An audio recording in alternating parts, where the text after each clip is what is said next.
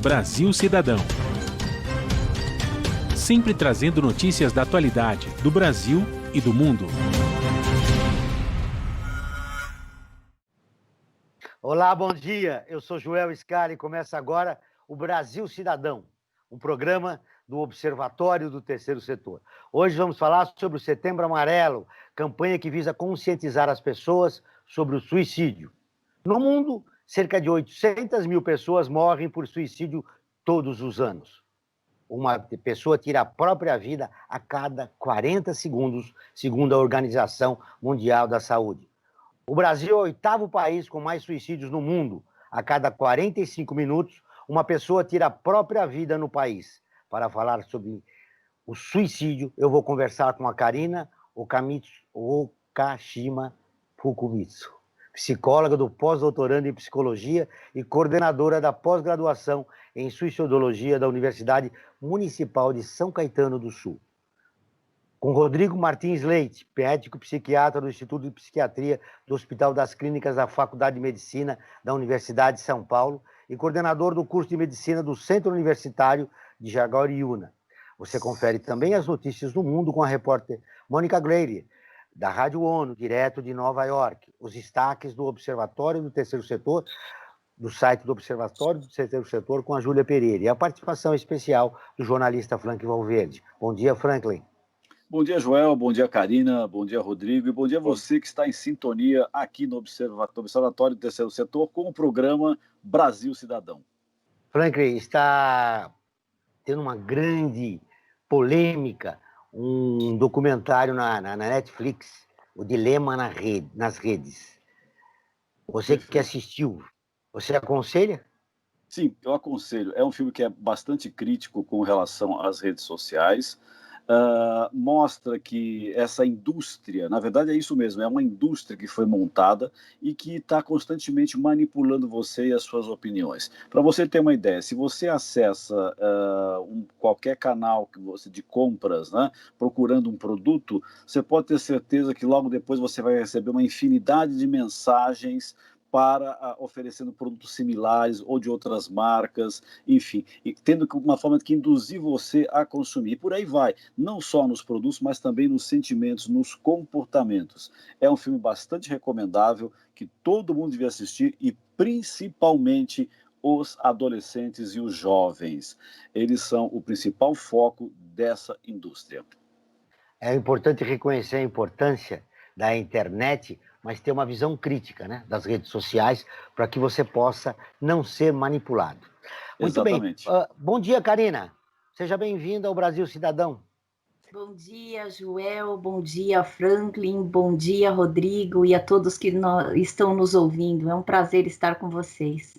Karina, em maio, nós observamos que ocorreram 103 mil postagens nas redes sociais falando de suicídio. Há 20 anos, o suicídio era um tabu. Ele deixou de ser no Brasil? Não deixou de ser, mas eu acho que é importante a gente pensar, porque um tabu, ele tem a sua história e a sua promessa de que a gente não pode falar sobre ele. Eu acho isso muito importante falar, porque vocês trazem, né, um protagonismo da gente conseguir colocar esse assunto em pauta. E eu agradeço bastante todo esse caminho que a gente tem andado. Agora, uma das coisas que o Franklin falou, eu achei muito importante, essa indústria midiática promove realmente o incentivo à produção, à indução, e é uma preocupação diária. Por isso que a gente precisa conversar sobre esse assunto. É por isso que a gente tem que ter um senso crítico a respeito de tudo aquilo que é colocado, principalmente quando os suicídios são escancarados pela mídia. Qual é a função disso tudo? E é isso que a gente vai poder conversar hoje. Bom dia, Rodrigo. Seja bem-vindo ao Brasil Cidadão. Bom dia a todos. Agradeço muito o convite e é um prazer estar aqui com vocês e com quem está nos acompanhando. Como você observa essas postagens, a rede social tratando do suicídio? É uma maneira correta, é ideal, não é? O seu olhar sobre o que está acontecendo nas redes sociais em relação ao tema suicídio? Ótima pergunta. Como o Franklin bem apontou, esse documentário da Netflix é fundamental assistir, todo mundo precisa assistir, porque traz, de fato, a falta de controle que rege as mídias sociais, né? A falta de ordenamento, a falta de qualquer regulamentação, inclusive do ponto de vista de conteúdo, do ponto de vista ético também, né? Então, o que a gente observa nas redes sociais, as redes sociais poderiam ter um alcance em termos de campanha pública, de campanha de política pública, de conscientização muito grande. Mas, infelizmente, por conta dessa falta de ordenamento, desse liberalismo excessivo aí da produção de conteúdos, acaba eventualmente destacando grupos e falas que não são adequadas quando a gente pensa em prevenção ao suicídio, né? Inclusive, tem grupos já documentados, grupos que atuam especificamente na indução do suicídio, como a Karina mencionou, né? Então, essa falta de coordenação dessas ações, essa falta de fiscalização também, infelizmente, deixa a rede social num papel aquém do que ela poderia exercer em termos de política de saúde. Karina, como construir uma política de saúde para evitar o suicídio, pensando na atuação das redes sociais? Isso que o Rodrigo acabou de trazer, eu acho que é extremamente importante, principalmente na questão de uma organização, nessa forma da gente falar sobre o suicídio, porque realmente a falta de controle, a falta de ordenação traz uma falta ética. E o que a gente fala de ética, né? São os nossos valores, como é que a gente vai divulgar e minimizar, inclusive, esse tabu do suicídio se a gente tiver uma progressão de comunicação sensacionalista. E essa é a nossa preocupação. Então, quando a gente pensar em políticas públicas, principalmente para se falar do suicídio, a gente tem que cortar, ou pelo menos se existe a possibilidade, da gente realmente ter uma fiscalização e uma coordenação para que essa progressão de comunicação sensacionalista seja evitada. Porque a minha grande preocupação dessas notícias de suicídios é que comece a entender, ou as pessoas comecem a entender que tudo bem a gente escancarar um suicídio, escancarar os métodos letais, e não está tudo bem. Eu acho que isso é muito preocupante em termos de pessoas em vulnerabilidade acessarem esta informação, e inclusive tem várias recomendações da Organização Mundial da Saúde para as notificações de suicídio.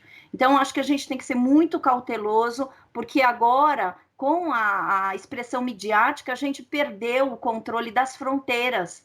Tudo entra, tudo é possível ser visto, e essa é a minha grande preocupação. Então, eu realmente acredito que deveria haver uma fiscalização em termos de o que é colocado também, né, na mídia.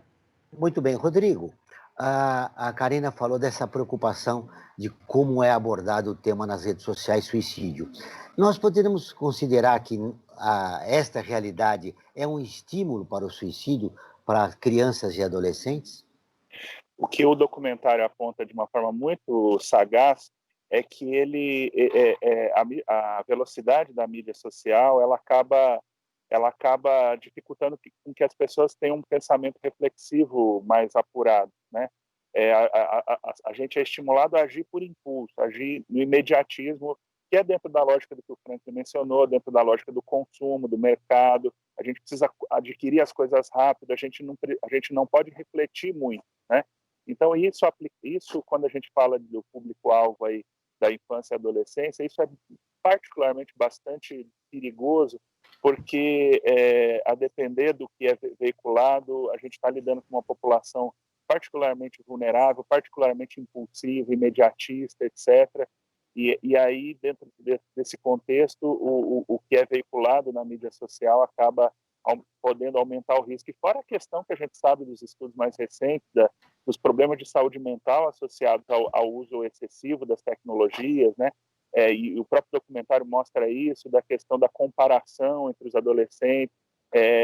Um adolescente com uma autoestima mais fragilizada, ele pode se comparar desfavoravelmente em relação aos outros, achar que a própria vida é mais infeliz ou mais desprovida de satisfações do que a do outro. Então, todo esse cenário acaba gerando uma situação de grande risco em saúde mental e, por consequência, risco aumentado ao suicídio também.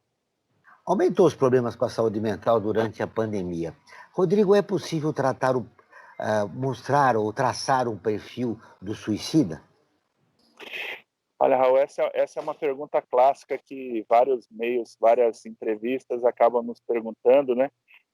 Na verdade, a grande preocupação do perfil, eu acho que é estigmatizar algumas pessoas e a gente acaba eventualmente focalizando muito em algumas pessoas e acaba descuidando de outras, né? Da mesma forma que existem pessoas que evidenciam alterações grosseiras do comportamento, uma pessoa francamente deprimida, não sai de casa, deixa de falar com as pessoas, evita os amigos, começa a faltar no trabalho. Isso aí é óbvio o lulante de que essa pessoa não está bem e precisa de ajuda, né?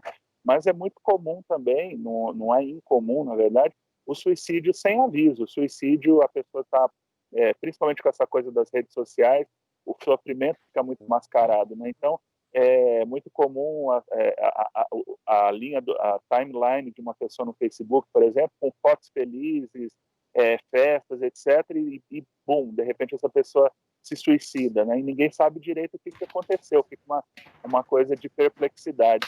Outra coisa que eu acho complicado em definir o perfil, fora nessas alterações mais evidentes de comportamento, é que gera um peso sobre as pessoas que estão em volta também, né? Porque, principalmente para a família, porque, putz, eu não observei que o meu filho mudou isso, mudou aquilo, eu devia ter ficado atento, então pode intensificar, a depender da forma como isso é veiculado na sociedade, pode estimular a culpa dos familiares, das pessoas próximas, de putz, eu não detectei, eu não observei, eu não prestei atenção como deveria, eu não sabia, eu não adivinhei, né? Muitas vezes o risco de suicídio individual, existem os preditores, assim, homem tem mais risco, adolescente, pessoas com depressão, pessoas que sofreram perdas recentes, pessoas endividadas, pessoas com problema com álcool e drogas. Existe um profile aí de pessoas com maior risco de suicídio pela literatura, né?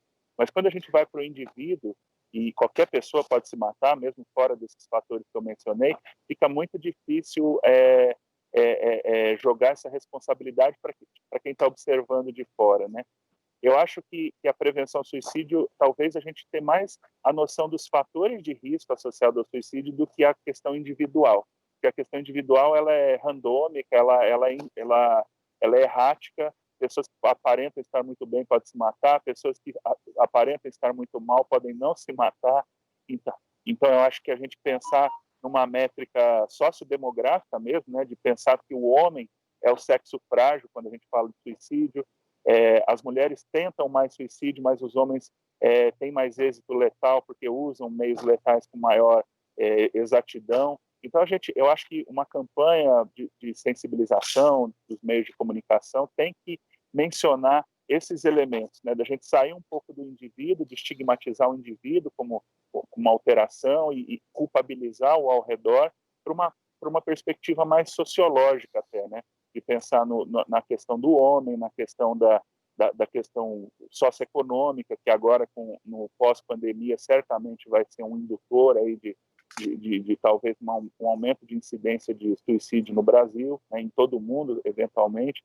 Então, acho que pensar mais macro mesmo. É um caso de psicologia social, olhando a sociedade como um todo, para identificar os problemas que causam nas pessoas individualmente. Agora vamos ouvir a Rádio ONU, parceira de conteúdo do Observatório do Terceiro Setor, com a matéria. A ONU abriga evento em apoio ao Líbano, após explosão no porto de Beirute. A Mônica Greger, de Nova York, tem as informações. As Nações Unidas realizaram um encontro de alto nível para apoiar o Líbano às margens da sessão da Assembleia Geral. No mês passado, uma explosão no porto de Beirute agravou uma crise econômica e social enfrentada há vários meses pelos libaneses. O secretário-geral Antônio Guterres lembrou que quase um ano após os protestos de rua por mudanças, havia ainda poucos sinais concretos da implementação de reformas. Para ele, a explosão que matou pelo menos 200 pessoas e deixou milhares de feridas foi um abrir de olhos. Guterres acredita que o Líbano precisa de um reforço na assistência internacional ao país. O secretário-geral elogiou a indicação do primeiro-ministro Mustafa Adib e pediu a formação rápida de um novo gabinete que atenda às aspirações e necessidades do povo. Ele também afirmou que sem esse passo não será possível se recuperar e se reerguer, o que pode levar a mais dificuldades para os libaneses. Guterres acredita que as reformas sociais e de previdência são necessárias para garantir o bem-estar, principalmente dos mais vulneráveis. Ele elogiou a participação de mulheres ativistas, de organizações da sociedade civil e de movimentos sociais na busca pela resposta aos anseios da população. Ele citou as ações da ONU no processo de recuperação e reconstrução desde a explosão no porto de Beirute. Guterres lembrou que o Líbano abriga quase 1 milhão de refugiados sírios, além da tradicional comunidade de refugiados palestinos que vive no país. O chefe da ONU saudou a decisão da França de abrigar uma conferência de doadores para o Líbano em outubro. Da ONU News em Nova York, Mônica Grayle. Continuamos com o Brasil Cidadão, programa do Observatório do Terceiro Setor. O tema do programa de hoje é Setembro Amarelo, mês de prevenção ao suicídio. Estamos conversando com Karina Okajima Fukumitsu, a psicóloga, e o médico psiquiatra Rodrigo Martins Leite. Frank Valverde. Então, Joel, eu queria aproveitar e falar um pouco sobre uma enquete que nós fizemos aqui no Observatório do Terceiro Setor, via Instagram, no final de agosto, e nós perguntamos o seguinte para os nossos seguidores e seguidoras: se eles conheciam alguém que já havia tentado o suicídio. E veja só o resultado: 90% das pessoas que participaram dessa nossa enquete se manifestaram que sim, que conheciam alguém que tinha cometido o suicídio ou tentado o suicídio, e apenas 10% que não. Tá? E nessa questão do que foi colocada também pela Karina e pelo Rodrigo, me veio uma questão que eu acho importante nós levantarmos, e até no nosso papel social de tentar esclarecer e explicar para a sociedade em geral certas atitudes que devemos ter, principalmente os pais, né? Com crianças e com adolescentes, que, como foi colocado para os nossos participantes, estão nesse grupo mais de risco, né, de cometer o suicídio. Eu lembro que há uns tempos atrás surgiu um jogo, um game, chamado Baleia Azul, que de uma certa forma incentivava o suicídio de crianças, né? Que é uma coisa pavorosa, né? Um jogo dessa natureza. E eu gostaria que tanto a Karina como o Rodrigo colocassem de que forma que os pais podem ficar atentos para evitar que uma criança cometa um ato desses. Karina. A primeira coisa, Franklin, que eu acredito é que, assim, todo o processo autodestrutivo, sobretudo o suicídio, é um ato de comunicação, de uma dor sentida e não consentida. Sendo assim, o que a gente vai precisar entender, se é um ato de comunicação e se um jogo com os curadores, que são curadores do mal, né, que trazem direcionamentos da pessoa se ferir, se autolesionar e também se matar, o poder que isso traz num jovem é enorme. Só que eu também acredito no poder da comunicação entre pares, entre pais. Ou seja, vale a pena, todas as vezes que a gente perceber que os nossos filhos ou os nossos jovens estão mostrando alguns sinais, e quais são eles? Né? Mudança abrupta de comportamento, uma certa tristeza, um certo afastamento, inclusive essas questões dos jogos, né, estão demais parados em jogos, ou jogando, ou brincando, ou perdendo, ou utilizando o tempo, valorizando muito mais esses jogos. É importante que nós nos aproximemos. E aí, então, esse estilo de comunicação falando, olha, alguma coisa não está legal, porque não é possível que você prefira muito mais ficar em computadores né, tem uma preferência a ficar conosco, ou no convívio familiar, no convívio social, o que tem acontecido com você. Então, eu acho que a melhor abordagem nesse sentido é estimular e aperfeiçoar e aprofundar o tipo de comunicação que a gente tem no nosso sistema, tanto familiar quanto, né, com as pessoas que fazem sentido para nós.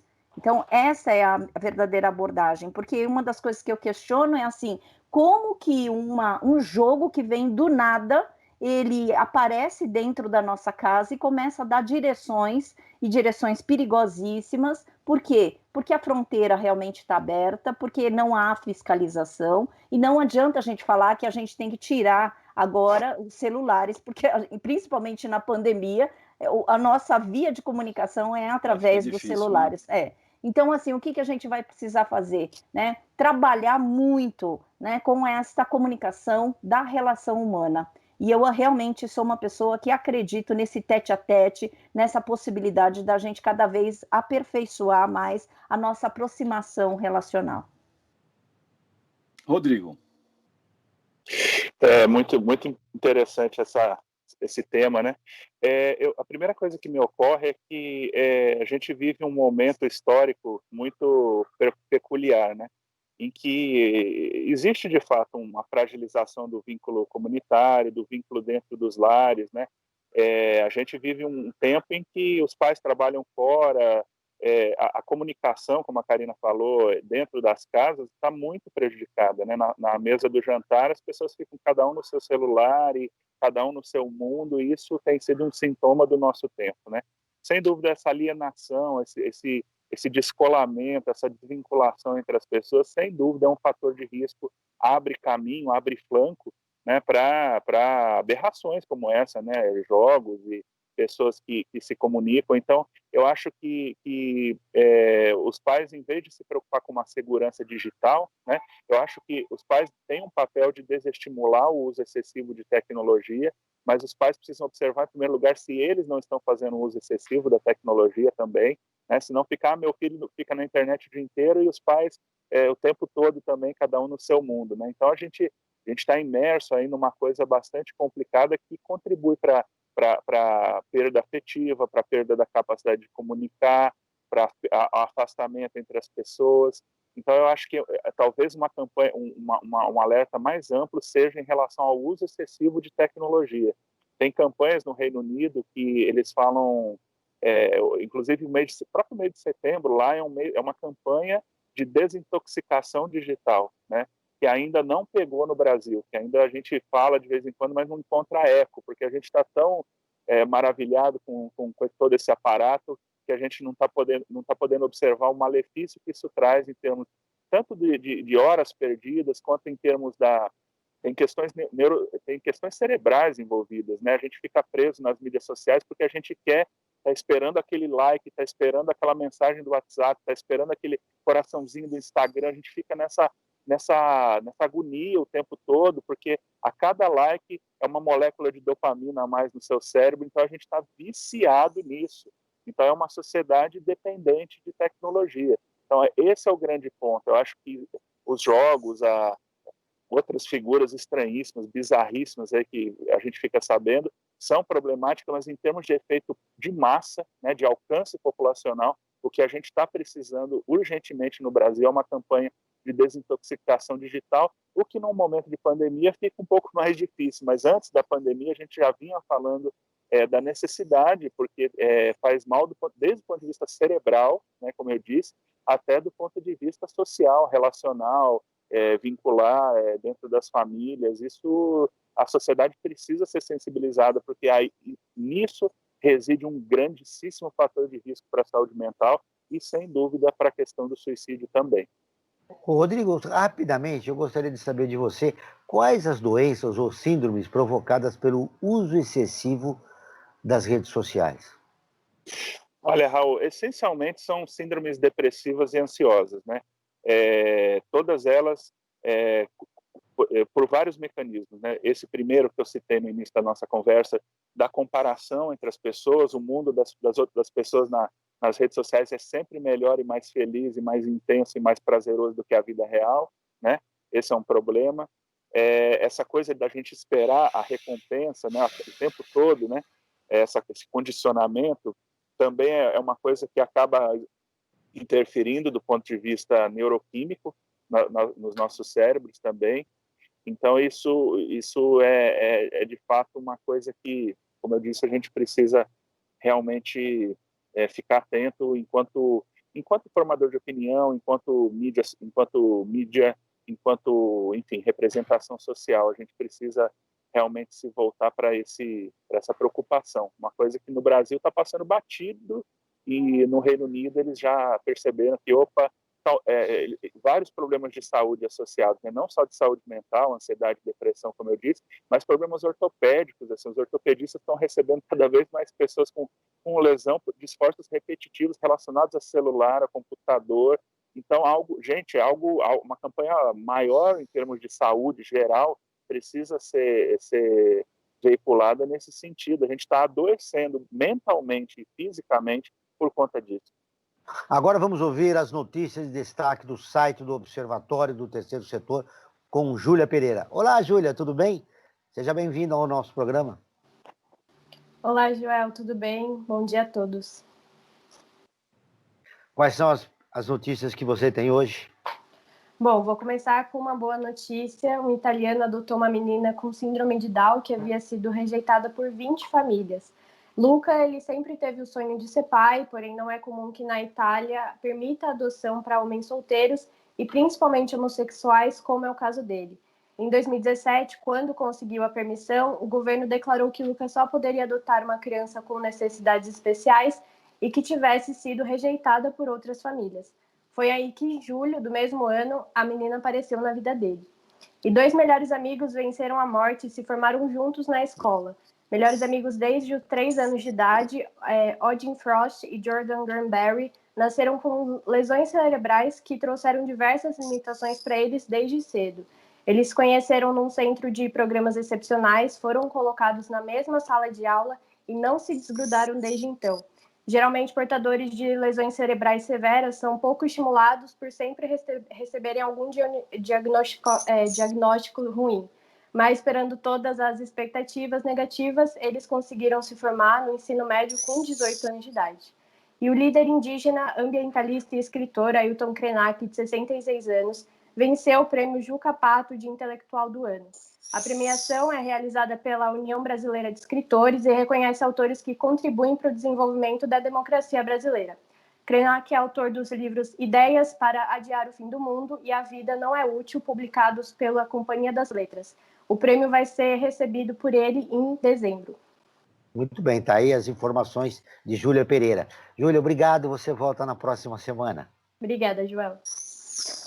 Franklin, nós temos aí boas notícias, né? Durante o exercício da humanidade pode ser uma solução, né, para esses problemas que a gente está vivendo durante a pandemia, não só aqui no Brasil, mas no mundo. É verdade, João. E dentro dessa perspectiva, nós aqui do Observatório do Terceiro Setor, nós vamos lançar ainda este mês aqui a campanha Observatório em Movimento. O que vem a ser essa campanha? É uma iniciativa que tem como objetivo apresentar informações, dicas e sugestões de especialistas de várias áreas do conhecimento. A Karina mesmo vai participar, está participando desse nosso projeto do Observatório em Movimento, que é uma forma de a gente poder passar melhor essa pós-pandemia, né? Como nós vamos fazer para viver nesse novo mundo que está surgindo pós a pandemia. E eu queria também aproveitar, Joel, para convidar todos e todas para que nos sigam em nossas redes sociais, que acompanhem o que nós do Observatório Terceiro Setor estamos fazendo.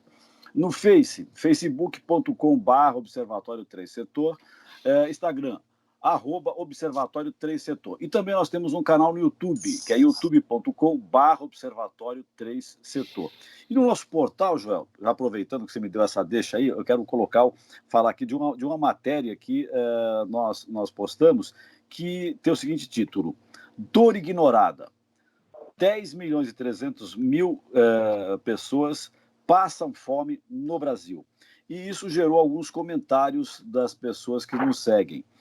Jéssica Silva, de Aquirás, lá no Ceará, comentou: sofrimento que poderia ser evitado se tivéssemos políticas públicas que atendessem a população de forma geral e com qualidade. Porém, os governantes só pensam nas próprias vantagens que acumulam para si. É lamentável, comenta a Jéssica Silva, lá do Ceará.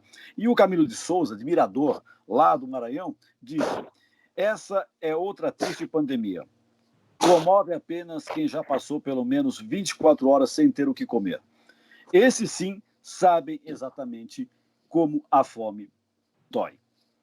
Joel, essa E é uma das lembrando, grandes Franklin, vantagens. que a fome aumentou na pandemia aqui no nosso país, né? Exatamente, exatamente. As pessoas às vezes não tiveram como trabalhar, né? Não tiveram como ter os seus rendimentos e não tinham que colocar em casa e, consequentemente, a fome acabou aumentando. Clarina, ao longo do programa, você e o nosso outro convidado, vocês falaram a respeito, tocaram no assunto da família. A família, de um lado, ela não toca no assunto. Existe um grande silêncio a respeito do suicídio. Por outro lado, se há um integrante na família que tentou pelo menos cometer o suicídio, há uma culpa. Como construir um novo momento para que as famílias compreendam a importância de se tocar no assunto do suicídio?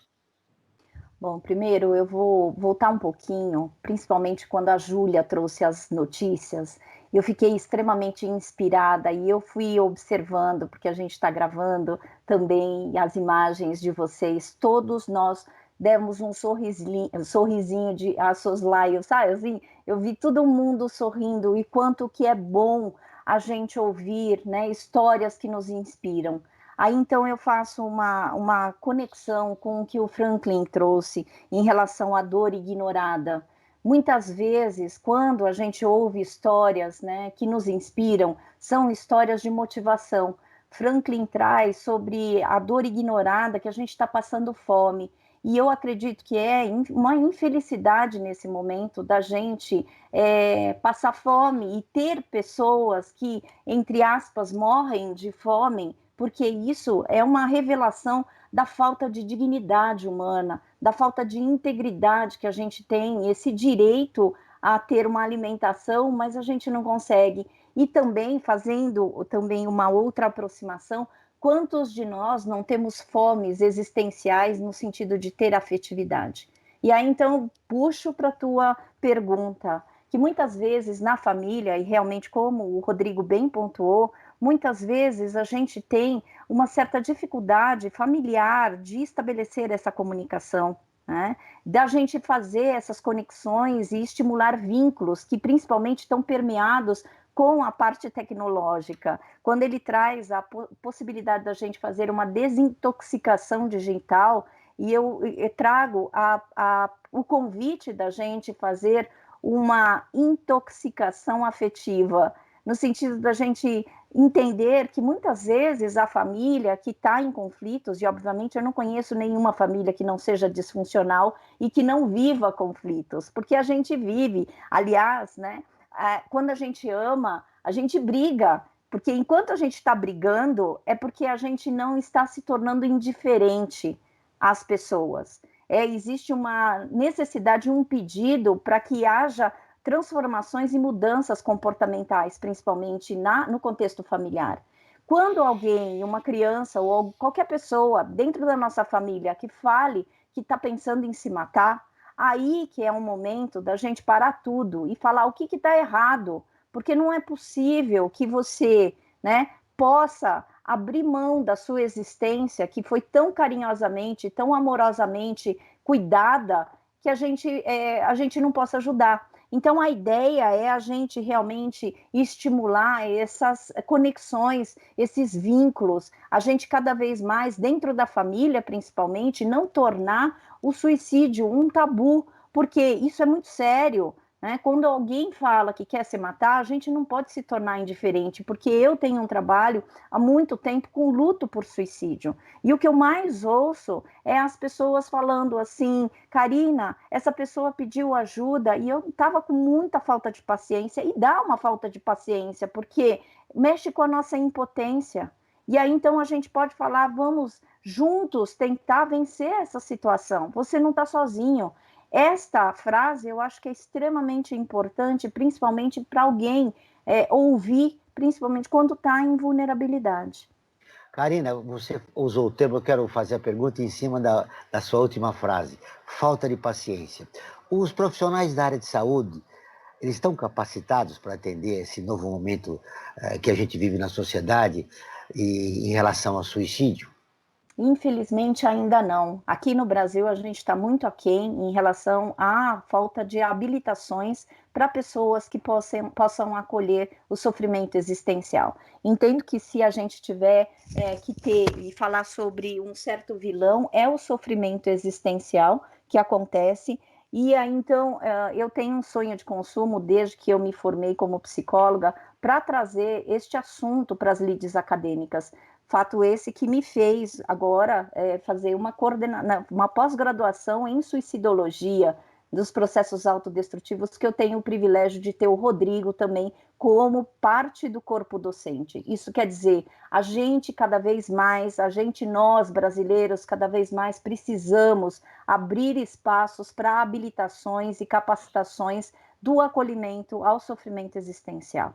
Então, acho que a gente está no caminho, Joel. Eu estou muito esperançosa, porque desde 2019 a gente tem ofertado essa pós-graduação em suicidologia. E para mim, realmente é um acalanto para o meu coração, que você sabe da minha história, eu sou uma pessoa que realmente sou militante em relação à necessidade da gente abrir esse assunto e falar sobre esse assunto e capacitar e habilitar pessoas cada vez mais para a gente fazer esse acolhimento.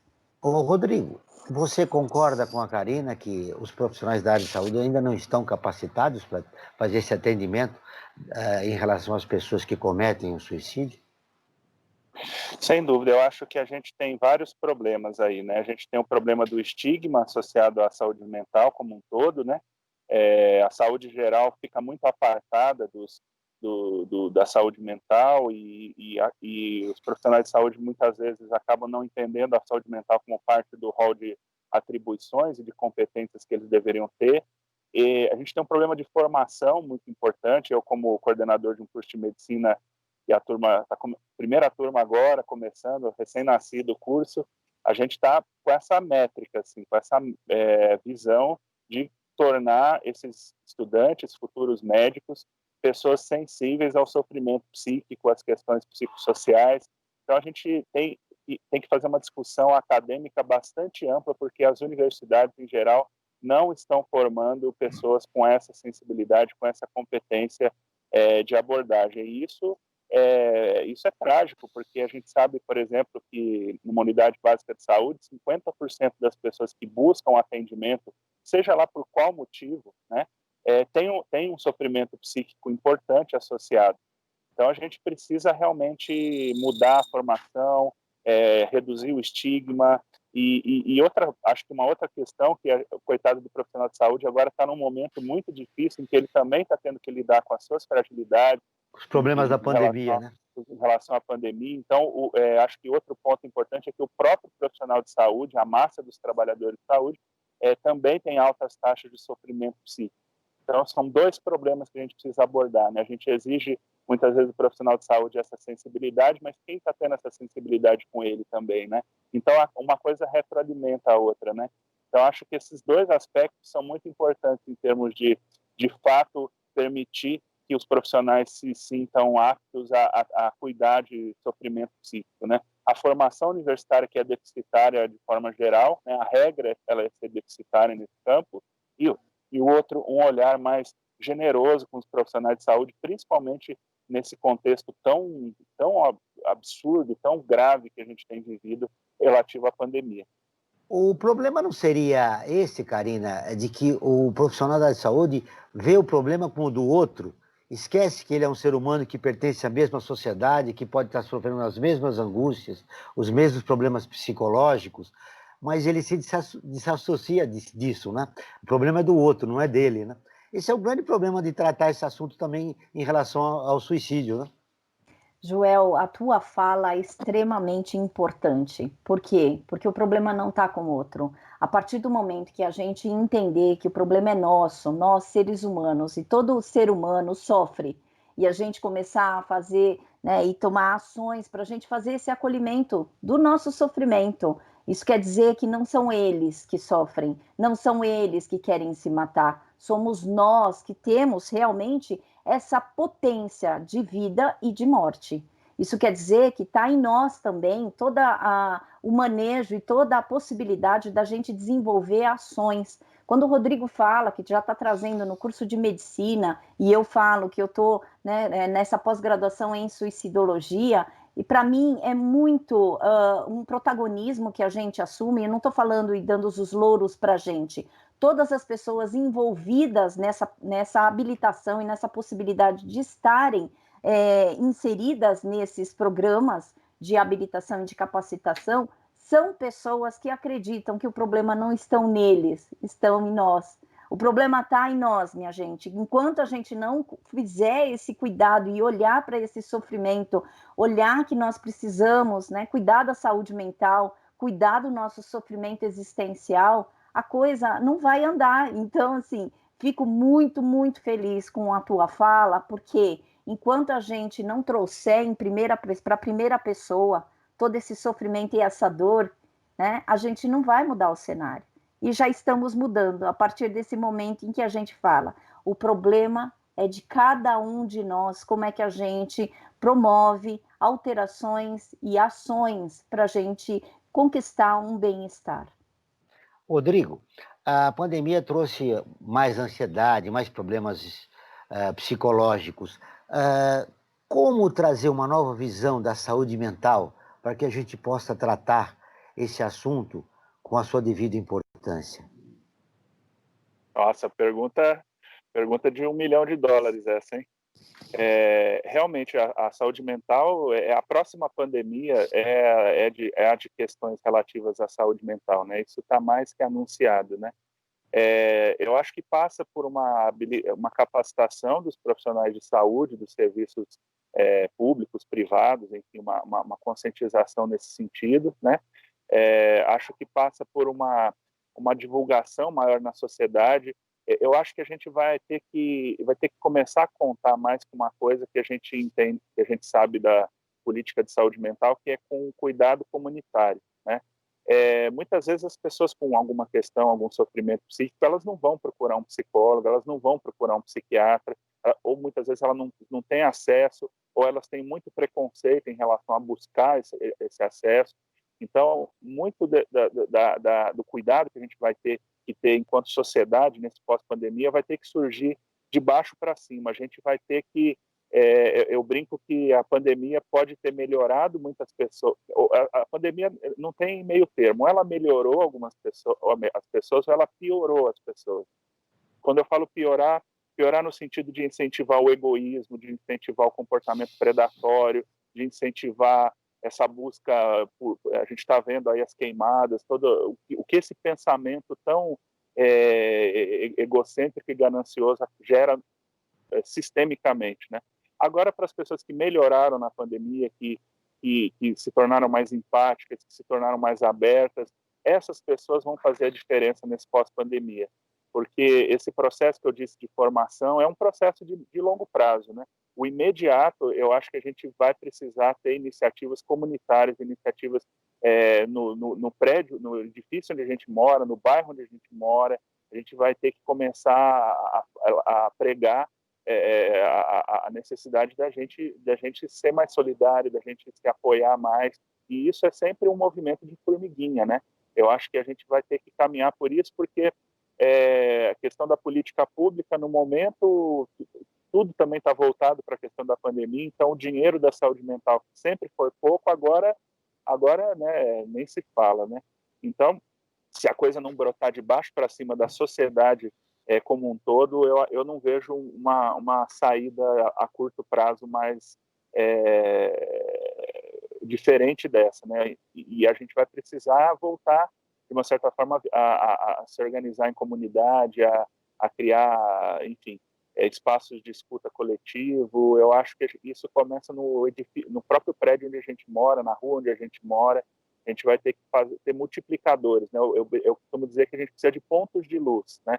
Pontos de luz nas instituições, nos bairros, que possam fazer esse primeiro acolhimento em saúde mental, que tenham instrumentalizado minimamente como abordar, como escutar.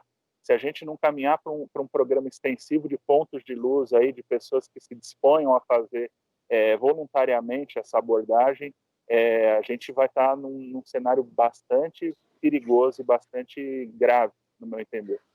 Karina, essa bolha de solidariedade que surgiu na pandemia, o olhar que as pessoas estão tendo pelo seu próximo, pelo seu vizinho, pelo morador, a pessoa que está sofrendo, que mora na sua própria rua, ela pode ser um antídoto para o individualismo da sociedade na pós-pandemia?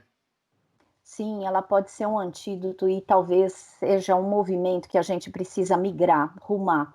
Eu gosto muito da ideia do que o Rodrigo acabou de trazer, né? Que a gente precisa ser ponto de luz e ponto de terra, porque a gente precisa olhar, quando eu falo terra, no sentido da gente olhar uma realidade que não é a das melhores, mas assim, eu acredito muito que os atos de amor e de afeto são atos, e principalmente de solidariedade, são atos que vão fazer com que a gente, pelo menos, lide com a nossa dor de uma forma um pouco menos traumática.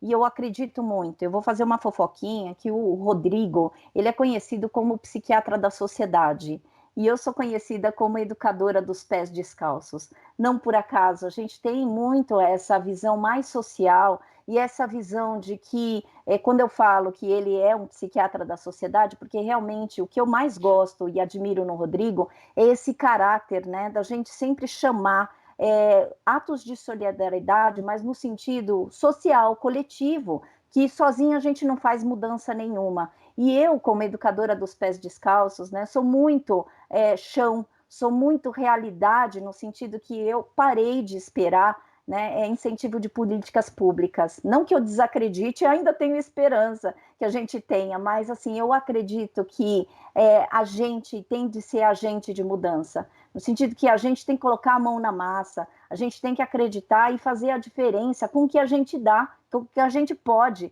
né? A gente faz o possível e muitos de nós estamos fazendo atos de solidariedade para lidar com as nossas dores. E eu acho isso fenomenal, Joel. Quando você me pergunta que talvez seja o antídoto, é o único antídoto que a gente tem. Juntos a gente consegue andar muito mais, né? Muito mais adiante do que só separado e isolado. A gente está caindo a ficha que se a gente ficar isolado, já não basta o isolamento, né, que a gente tem vivido por causa da pandemia, a gente não pode ficar solitário na nossa vida e na nossa existência. Então, realmente, eu acredito que a gente tem que trazer pontos de luz e de terra, no sentido da gente andar e caminhar no que é possível e naquilo que a gente pode fazer. Eu gosto muito de uma frase que eu não sei quem é o autor, mas fala assim, que quem dá mais do que pode já está dando o que não pode. Nesse sentido, andar com os pés no chão, e o importante é assim, a gente já está numa trajetória que a gente andou muito, hein? 6 meses que a gente está sobrevivendo e vivendo e lidando com essa situação que a gente ficou com muito medo do desconhecido, mas a gente bancou e vai bancar sim, vai bancar a partir do momento que a gente se unir, juntar as nossas forças. Rodrigo, a Karina lembrou que você é conhecido como psiquiatra da sociedade. Isso mostra, entre outras coisas, a sua preocupação com o exercício da sua humanidade e o seu olhar em relação às pessoas que você atende. Mas também pode mostrar que a psiquiatria se afastou um pouco dos anseios da população. Você acha que a pandemia pode fazer novamente a conexão da psiquiatria com os anseios da população brasileira? Olha, Raul, tem que fazer. Eu acho que a gente está numa encruzilhada em relação à saúde mental no Brasil, que a opção vai ter que se voltar para as necessidades da sociedade brasileira. Não vai ter outra saída, né? Eu acho que não só eu, mas muitos profissionais de dentro da psiquiatria já estão mais sensibilizados em relação às questões sociais, aos fatores sociais, porque são óbvios, né? Não adianta querer negá-los, né? Eles têm participação no processo de adoecimento psíquico, eles contribuem ou eles ajudam, né, a sair do sofrimento psíquico. Então, eu acho que esse caminho, apesar de certa tendência a retrocesso aí na política pública, de um discurso mais reacionário, muitas vezes, a gente tem vários pontos de luz aí dentro da psiquiatria que estão pensando diferente, isso está formando uma massa crítica diferente, principalmente os novos psiquiatras estão vindo com uma formação mais aberta, mais próxima das necessidades das pessoas. Então, eu acho que o futuro, em relação à especialidade no Brasil, eu vejo de uma forma mais promissora. Joel, Muito estamos bem. a 5 minutos. Você tem algum destaque final, Franklin? Acho que é importante todo mundo ligar as suas antenas e ficar atento ao que acontece à sua volta, né? Se algum familiar, algum conhecido demonstrar que está tendo algum problema, procure ajudar antes que seja tarde. Karina, o seu registro final da participação de mais um programa falando sobre suicídio é a preocupação do Observatório, com o nosso novo projeto, Observatório em Movimento, é trazer temas polêmicos que importam à sociedade. E claro que a saúde mental tem aí um espaço muito grande no nosso projeto com a sua atuação. Suas conclusões finais rapidamente, Karina, e muito obrigado por participar novamente do nosso programa. As minhas considerações finais são gratidão imensa e parabenizá-los por essa nova ação, Observatório em Movimento, e o que eu tenho o privilégio de estar perto de vocês, é assim que a gente vai fazer mudanças. Gratidão imensa por vocês. Rodrigo, suas conclusões finais, rápido. Eu gostaria de saber, você citou o retrocesso que a sociedade brasileira vive, esse clima de ódio que existe na internet, na sociedade em geral. Como você visualiza? Você é esperançoso? Você imagina que com a atuação da sociedade civil a gente pode reverter esse quadro ou ele é irreversível? Raul, eu tenho que acreditar que é reversível, né? Senão fica difícil acordar pela manhã, né, para tocar a vida. Realmente eu acho que a gente precisa, de fato, voltar a fazer uma articulação política, não no sentido partidário, né, que talvez esse modelo já não contemple as necessidades da sociedade, como você mencionou, mas uma articulação política comunitária, uma articulação política com as mídias, com os formadores de opinião, para a gente começar a criar corpo para fazer frente aos desafios que o pós-pandemia vai trazer para o Brasil e para o mundo. Agradeço imensamente Karina, Raul e Frank. O Brasil Cidadão está terminando. Agradeço a presença de Karina Okajima Fukumitsu, psicóloga com pós-doutorado em psicologia, e Rodrigo Martins Leite, médico psiquiatra do Instituto de Psiquiatria do Hospital das Clínicas da Faculdade de Medicina da Universidade de São Paulo. Esse programa foi produzido pela equipe do Observatório do Terceiro Setor. Na próxima quinta-feira, às 9 horas, você vai acompanhar o Observatório na Brasil Atual. Nós vamos falar sobre a fome na pandemia. Um relatório divulgado pela Oxfam alerta que até 12 mil pessoas podem morrer de fome diariamente no mundo até o final de 2020, devido às consequências da pandemia. Esse programa você não pode perder. A fome na pandemia, na próxima quinta-feira, às 9 horas da manhã. E nós ficamos por aqui sempre, na luta por uma sociedade mais justa, solidária, sustentável e tolerante. Até o próximo programa. Ficamos por aqui com Brasil Cidadão, um programa do Observatório do Terceiro Setor, sempre trazendo notícias da atualidade, do Brasil e do mundo.